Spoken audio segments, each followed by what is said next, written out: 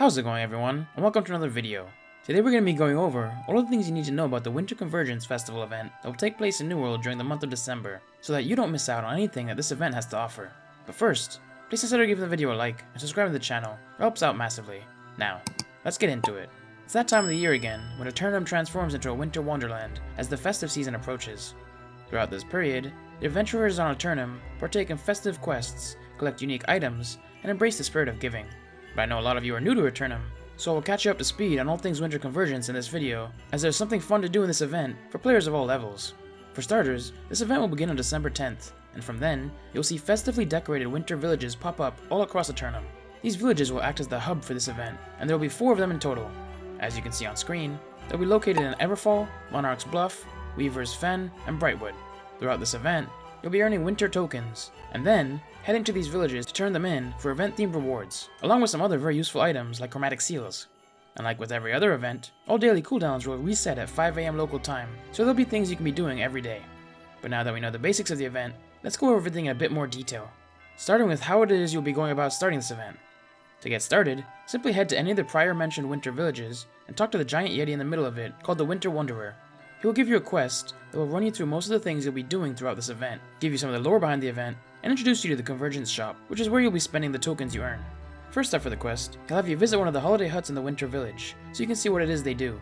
Then, you'll be sent to collect a lost present, which there are tons of around the map that will spawn randomly. But if you don't want to go searching, there's also one that'll be linked on your map that you can go to thanks to this quest. Collect the present, and return to the Yeti for the next task. They'll then send you to collect a fallen gleamite crystal, and like with the present before, you can simply go to the marker on the map, collect it, and head back. Then, it's on to the final task, and that'll be to go take on the Winter Warrior and receive one of his hail spikes as proof of your victory over him. This is a massive world boss that takes a group to defeat, and I'll go over the fight in more detail shortly. But there should be a good amount of people farming this boss, so head to any of the icons on the map that's flashing, signaling that he's being fought, and help the Zerg take him out. If by the end of the battle, you receive one of his spikes, and the quest is able to be turned in, that means you did enough damage, and you're ready to go turn in the quest. From there, head back to the Winter Village to turn in the spike, and then the quest line will be completed. By now, you should have a good idea of what it is you'll be doing throughout this event, and you can see in the store what it is you want to save for, but I'll go over things in a bit more detail in case you're a bit confused, and to help you be as efficient as you can throughout the event, starting with all the ways you can earn winter tokens, before we go on to the rewards. First, you have the gift piles, gift sacks, and lost presents. Gift piles and sacks are scattered across settlements and winter villages. They can loot from daily for some cool rewards. In the settlements, you'll find the gift piles, and they're usually near the center of the town. You can find it easily as it's a massive tree, known as a Tree of Light, with presents around the base of it. If you're struggling to find it in a certain settlement, look at the map. It'll show up as a tree icon. Do note though, not every town in the game will have one of these. You'll only receive bonus loot from 3 of these trees per day, and from each one, you'll gain 4 presents, which can be opened to receive winter tokens, 2 white gypsum, and 1 random holiday food per character. It's worth noting, you can loot for more than 3 of these a day, but after the first 3, you'll only be receiving random holiday foods. In the Winter Village, you'll find bountiful gift sacks. These sit right beside the Winter Wanderer, and just look like a big bag of presents. They too are shown on the map, but you shouldn't struggle to find any of these, as they're all right beside the big Yeti in the middle of the villages. For the gift sacks, you can only interact with one of them a day for bonus rewards, which will give you 3 presents, which you can open to receive winter tokens from, and a random holiday food as well, per character. You can then continue on to open the rest of the gift sacks, but you'll only get random holiday food from the rest of them. From the gift sacks and piles, you can get beautifully wrapped presents or hastily wrapped presents. The hastily wrapped presents will give you 1 winter token, whereas the beautifully wrapped ones will give you 3. Plus, you can get up to 3 lockboxes from presents as well each day, which can be opened for 100 gold and 1 silver ingot each per character.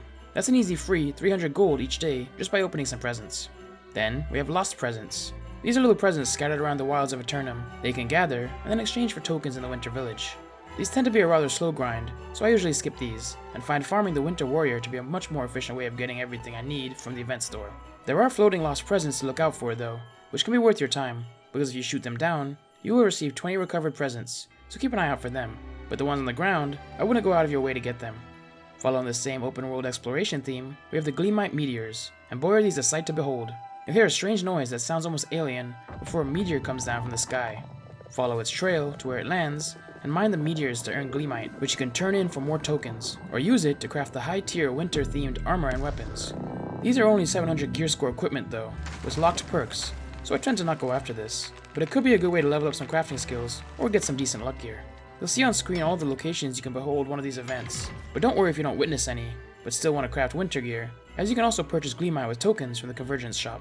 And finally, probably the most efficient way to grind tokens is via farming the Winter Warrior. This guy is pretty much like any other event boss, in that he takes a large group to take down, and cannot be soloed. He will be spawning in Great Cleave, Ebonscale Reach, and Brimstone Sands, so check the map for his icon, and head on over to him. If multiple spawns are up, and no one is calling out which one the group is heading to next in the recruitment chat, you can tell which one is being fought by a pulsating ring around the icon, meaning the event is active. Once you get to him, there's 4 pylons you need to take down with your Azos staff, and it requires 4 people to be on one at once to disable it. Once they're all down, the fight starts, and simply mow him down with the rest of the Zerg to claim your rewards. There will be some other mobs that spawn during the fight, but it's really not a difficult battle. If you do find yourself struggling and dying a lot, maybe throw on some ranged weapons and fight him from far away. If you're struggling to do enough damage for rewards, make sure to group up. Typing something like X Winter Event in recruitment chat should get you an invite, and then you can run with the group from boss to boss until you have everything you need. When it comes to the rewards you'll get from this boss, he will drop something known as Warrior's Hail Spikes. This item can be traded for premium winter tokens, making this the best way to farm out tokens for the event. He also drops 15 dark matter for the first 3 kills of him each day, so if you still needed some, this is an easy way to get 45 each day. With all the previously mentioned methods, you'll learn certain items that can be converted into tokens, which is all done within the holiday hut in the Winter Village. These are on the outskirts of the village, around the Winter Wanderer. Once in there, you'll see this menu. From here you can turn your recovered presents and Gleamite into winter tokens, or your Hail Spikes into premium winter tokens. You can even go one step further in the token conversion section, turning your winter tokens into the premium version, or downgrading your premium tokens for 25 winter tokens. That's just in case you have too much of a certain type and want more of the other version.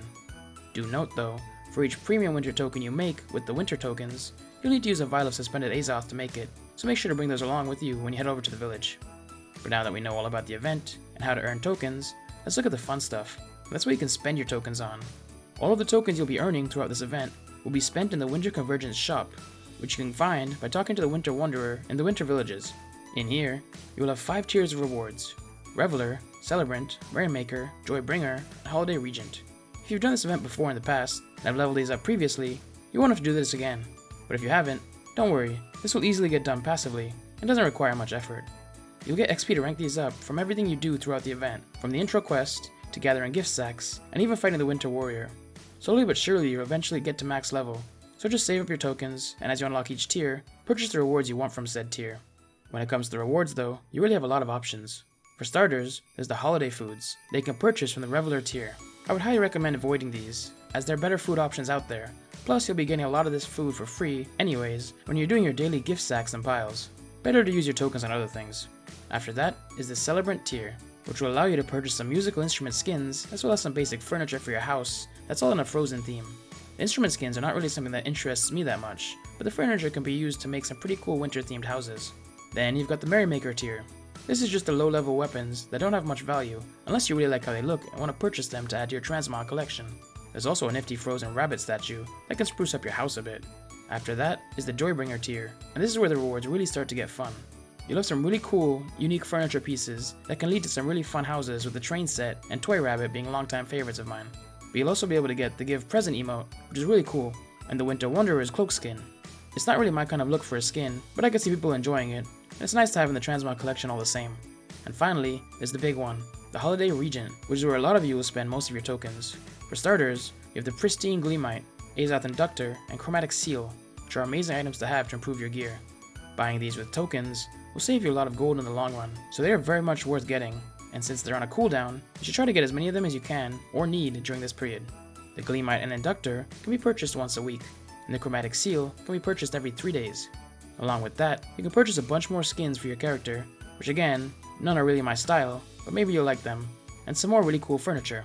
The Yeti sculpture and Winter Whiskers are really awesome pieces to have in the house, and you can even interact with Whiskers. Then, you also get some more fantastic emotes, in Pop the Bottle, Ice Skate, Jingle Bell, Gleamite Juggle, Throw Snow, and the Shruggy Dance.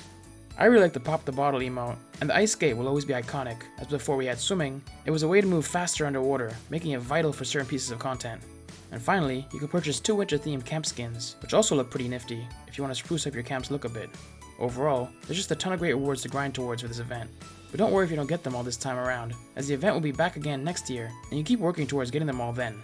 But before I end this video, I just want to give you all a few quick tips and tricks for the event. that I think might help you out. For starters, the earlier you start grinding for this event, the better. That's because as the event is new, tons of people will be grinding out the Winter Warrior, leading to really easy, fast kills. But as everyone gets what they want from the event, less and less people will be grinding it out, making the grind a lot longer the more you wait to do it. Thankfully though, there's items like the chromatic seal in the event shop that most people need, so it should prevent the Winter Wanderer from ever not being farmed, unless your server is really dead. Also, even if you have everything you want from the event, I would still check out the event shop every couple of days if you needed any of the cooldown items, and also make sure to get your daily bonus loot from present gathering every day, with the free gold and items.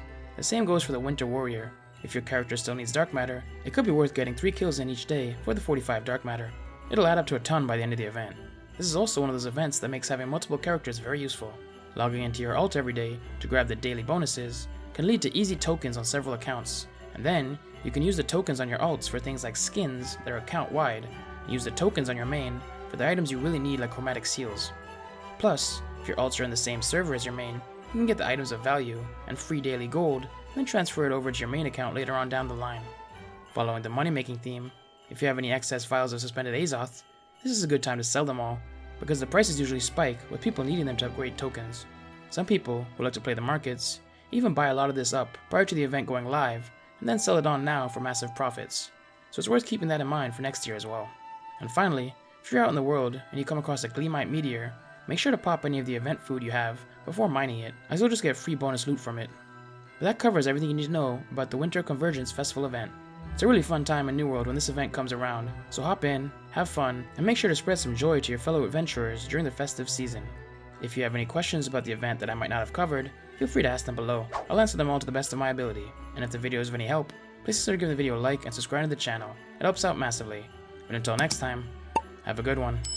Thanks for watching another video, and a massive shout out to all the channel members and patrons seen on screen now. Links on how to become one in the video description. If you'd like to join me on a cinematic lore journey to the main story quest of New World, click on the playlist to the left. Or, if you'd like to learn how to make gold from soloing bosses, click on the video to the right.